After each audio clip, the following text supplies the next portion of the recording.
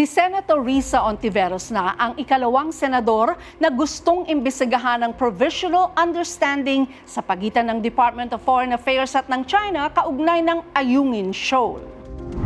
Sa kanyang proposed Senate Resolution No. 589, iginiit ng senadora na dapat silipin ng Senado kung nakakatulong ba talaga ang kasunduan na gawing ligtas ang rotation at resupply missions ng BRP Sierra Madre.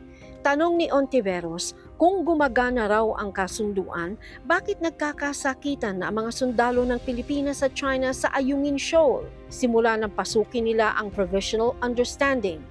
Nilinaw rin ng DFA na limitado lang ang kasunduan sa pagsasagawa ng ROREM missions at hindi nito ipinagkakanulo ang interes at soberenya ng Pilipinas. Wala rin daw silang balak na pumasok sa mga kaparehong agreements para sa ibang bahagi ng West Philippine Sea. Bahala na rin daw ang Armed Forces of the Philippines kung gusto nilang ipagpatuloy ang kasunduan.